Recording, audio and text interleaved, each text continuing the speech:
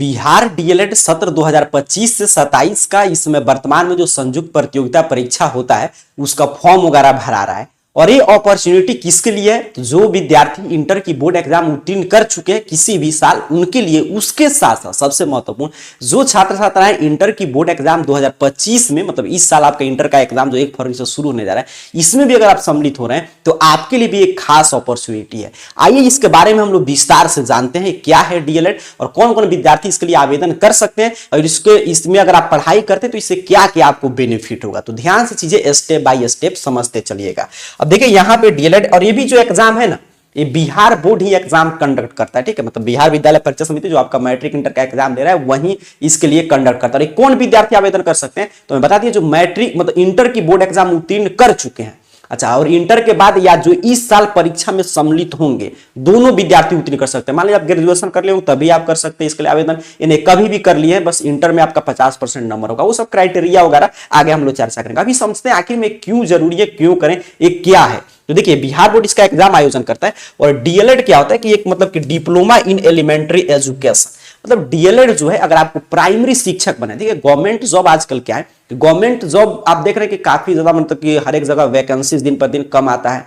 उसके साथ साथ उसमें प्रक्रिया काफी लंबा चौड़ा है, काफी जैसे अभी देखिए वर्तमान में ग्रुप डी का फॉर्म भरा रहा है वो 6 साल पर आया है, तो उसमें काफी मतलब कि गैप रहता है, काफी परीक्षा होगा उसका एग्जाम रद्द हो जाएगा, ऐसे कुछ चलता है। लेकिन टीचर का एक बिहार में पीछे तो टीचर का कोई महत्व नहीं था, लेकिन जब से बीपीएससी के थ्रू इसका एग्जाम लेना शुरू किया गया तब सब देखिएगा सैलरी वगैरह भी एक अच्छा लेवल का है और उसके साथ साथ अच्छा मतलब कि जॉब प्रोफेशन भी अच्छा है। और तीसरा मैं बताऊं तो हर एक साल लगभग आपको इसका वैकेंसी देखने को मिलेगा, खूब अच्छा खासा सीट।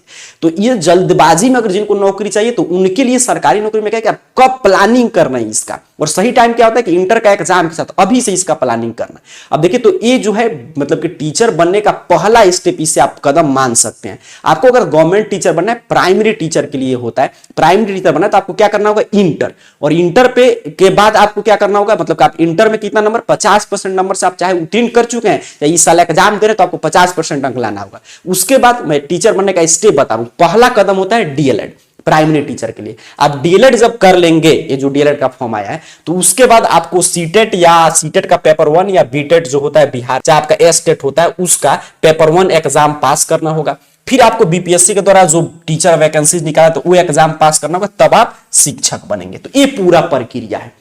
अब समझिए कोई विद्यार्थी अगर मान लीजिए इस साल इंटर की बोर्ड एग्जाम 2025 में सम्मिलित होने जा रहा है, मान ले रहे हैं उसका एज 17 साल है, क्योंकि 17 साल होगा तभी इसके लिए आप आवेदन कर सकते हैं। अब 17 साल अगर आपका एज है तो 17 साल में आप इसके लिए आवेदन कर दिए। एग्जाम वगैरह बिहार बोर्ड लेता है, मैट्रिक स्तर का प्रश्न रहता है, काफी आसान सा प्रश्न होता है। आगे मैं अभी बताऊंगा क्या क्या एग्जाम में पूछा जाता है, तो आप आसानी से एग्जाम निकाल सकते हैं। आपका जो फरवरी में एग्जाम बीतेगा 15 फरवरी तक, उसके बाद आपके पास समय रहेगा, ये फरवरी लास्ट से परीक्षा शुरू होता है और काफी दिन चलता है, मार्च अप्रैल तक परीक्षा चलते रहता है। तो आप आसानी से 1 मंथ के अगर मेहनत से पढ़ाई करें डेली 4 से 5 घंटा सही दिशा में तो आसानी से एग्जाम आप निकाल सकते हैं। तो आप एग्जाम निकाल लेते हैं मान लीजिए 17 में, तो 2 साल का एक कोर्स होगा, तो 17 से आप यहां पे हो जाएंगे 19 साल के।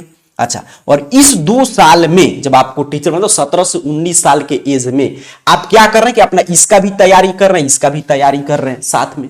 तो अब इसका आप दोनों एग्जाम की तैयारी कर, जैसे ही आप 19 के होंगे तो 20 में ये निकाल लेते हैं, और आप चाहे तो 20 में जैसे ही इसका अगर मतलब कुछ साल का वैकेंसी अगर पकड़ा गया तो इसको भी आप कवर करेंगे। नहीं उसका डेट बीत गया है तो मैं मान रहा हूं कि आप 21 साल के होंगे तो यहां पे आप पहुंच जाएंगे 21 साल में, और ये निकाल कर यहां पे आप चलेंगे। मतलब 21 साल के जो मतलब कि आपके पास जैसे ही आपका एज होगा तो आपके पास एक शानदार एक नौकरी होगा, प्राइमरी टीचर आप होंगे, अच्छा खासा आप देखें ना वेतन है। अब 8वां वेतन आयोग लागू हो रहा है तो और मतलब कि वेतन आपका इंक्रीज ही होगा। तो ये सब चीजें इसमें है। तो इसीलिए जिनको भी प्राइमरी टीचर बनना है और ये हर साल वैकेंसीज है तो उनके लिए पहला कदम होता है डीएलएड। और मान लीजिए विद्यार्थी इंटर कर चुके हैं, पिछले साल रिजल्ट आ गया या उसके पिछले साल, तो भी अपना एज इसी हिसाब से जोड़ सकते हैं। मान लीजिए पिछले साल के जिनका एज 18 हो गया अभी तो 18 ही होगा, 18 से 20 साल के होंगे तो ये फाइनल करेंगे, 21 साल यहां पे रखिए और 22 साल यहां पे वो अपना यहां पे पहुंच जाएंगे 22 साल में। तो इस सही समय पे अगर प्लानिंग करते हैं तो आपको सही समय पे आपका जॉब भी हो जाएगा। नहीं तो आप देख रहे हैं गवर्नमेंट जॉब में काफी लोग हैं जो मतलब काफी दिन से तैयारी वगैरह करते रह जाते हैं बट उनका नहीं होता है। तो ये है प्लानिंग। तो डीएलएड के आपने समझा, पहला मैं सामान्य भाषा में समझा दूं मुझे क्यों करना है, किसको करना है, तो जिनको यहाँ पे टीचर बनना है उनके लिए, पहला कदम होता है, इसके बाद आपको यहां पे आना होगा, इसके बाद यहां पे। तो अभी हम लोग इस पे फोकस कर रहे हैं क्योंकि इसका फॉर्म भरा रहा है, आपने समझा।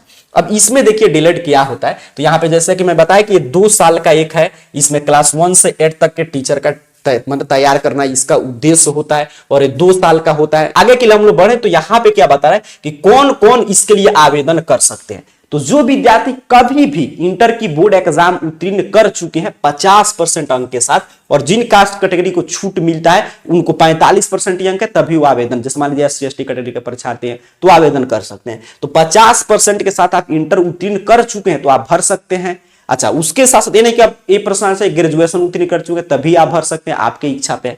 या यहां पे देखिएगा, या जो विद्यार्थी यहां पे देखिए डीएलएड पाठ्यक्रम में नामांकन लेने हेतु आयोजित होने वाली परीक्षा में सम्मिलित होने के लिए वैसे अभ्यर्थी भी आवेदन जमा कर सकेंगे जो वर्ष 2025 की उच्च माध्यमिक +2 अथवा उसके समकक्ष की वार्षिक परीक्षा 2025 में सम्मिलित होंगे, लेकिन डीएलएड पाठ्यक्रम में नामांकन उच्च माध्यमिक +2 उसके समकक्ष की परीक्षा में 50% आरक्षित, मतलब जो आरक्षण कोटि के हैं उनको 5% छूट मिलेगा। मतलब क्या बताया जा रहा है कि जो विद्यार्थी 2025 में इस साल 1 फरवरी से आयोजित होने वाले परीक्षा में सम्मिलित हो रहे हैं वो भी इसके लिए फॉर्म भर सकते हैं, लेकिन शर्त क्या कि उनको, मतलब कि समझिए इस बात को कि आप मान लीजिए मैं ही हूं, मैं 2025 में मान लीजिए मैं एग्जाम देने जा रहा हूं, अच्छा, और 1 फरवरी से मेरा पेपर हुआ, मैं ये भी फॉर्म भर दिया, और ऐसा हुआ कि मेरा एग्जाम निकल गया बट इंटर में मेरा 40% अंक है, तो मैं इसका नामांकन इसमें नहीं करा पाऊंगा। मतलब इंटर में भी आपको मिनिमम कितना क्राइटेरिया रखा गया, 50% अंक जो है आपको लाना होगा, जो आप आसानी से ला देंगे, इसमें कोई चिंता की बात नहीं। तो ये आपने समझा क्राइटेरिया क्या है। तो इस साल भी सम्मिलित होने वाले विद्यार्थी भर सकते हैं।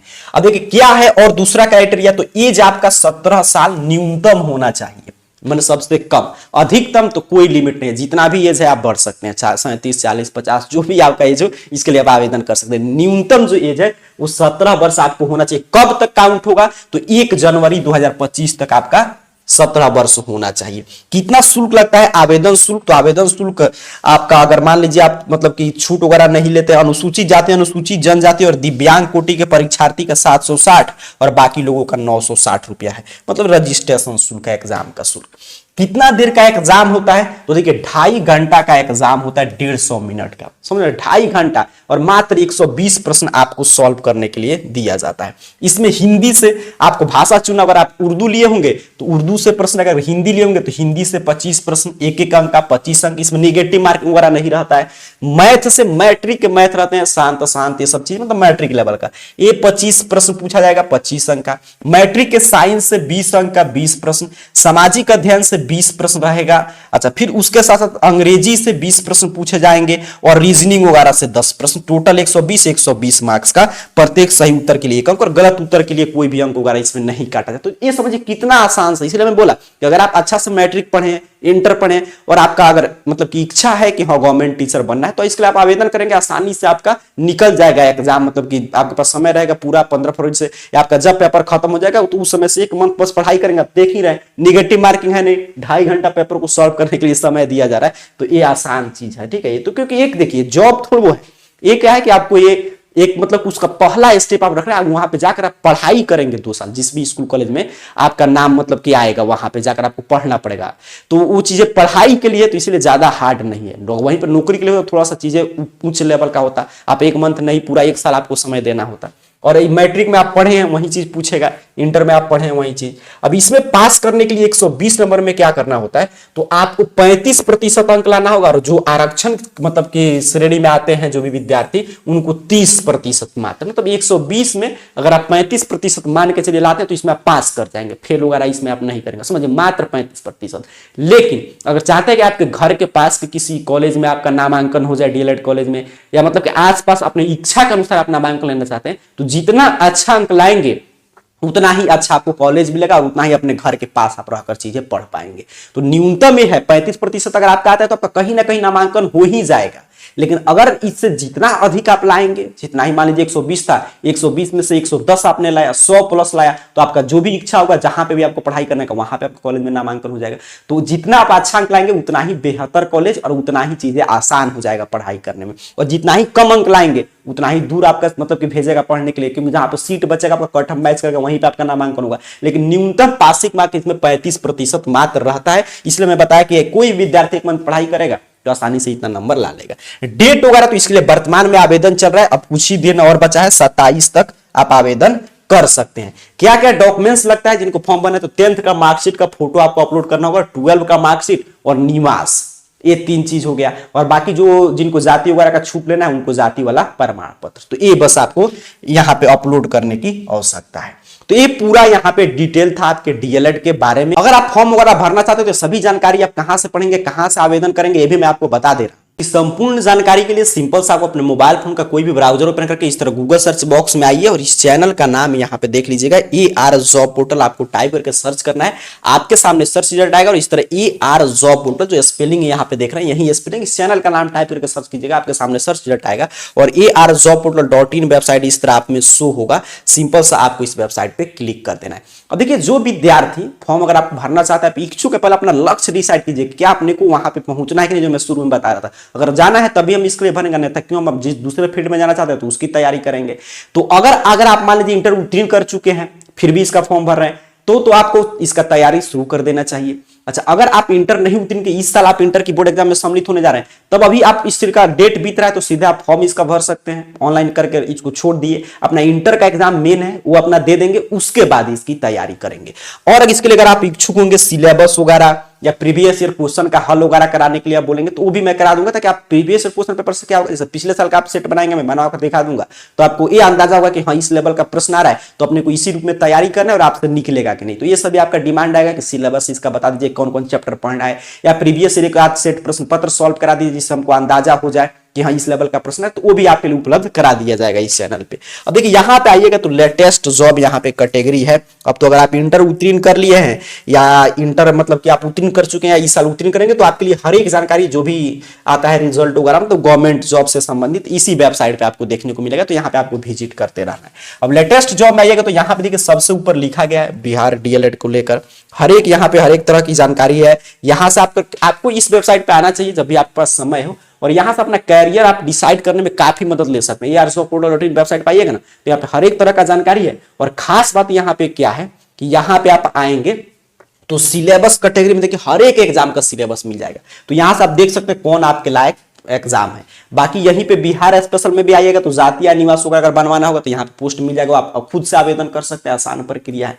तो यहाँ पे डीएलएड वाला पोस्ट अभी हम लोग जो चर्चा कर रहे थे लेटेस्ट जॉब में, सिंपल सा आपने को इस पे क्लिक कर देना है। जैसे मैंने आपके सामने देखिए यहाँ पे क्लिक किया तो यहाँ पे क्लिक कीजिएगा तो डीएलएड एग्जाम को लेकर एक एक जानकारी जो मैं आपको बता रहा था वो यहाँ पे आपके लिए उपलब्ध करा देगा। देखिए कब तक मतलब कि एज वगैरह मांगा गया है, कब तक डेट है 27 तक, क्या है ये पूरा, कितना दिन क्लासेस करना होगा, यहाँ पे देख रहे हैं क्या क्या क्राइटेरिया, उम्र सीमा क्या है, कैसे आपका एडमिशन होगा, हर एक चीज, कितना छूट वगैरह है, किस तरह यहाँ पे परीक्षा का जो मैं पैटर्न दिखा रहा था देखिए सेम चीजें यहाँ पे है तो वो भी देख सकते हैं।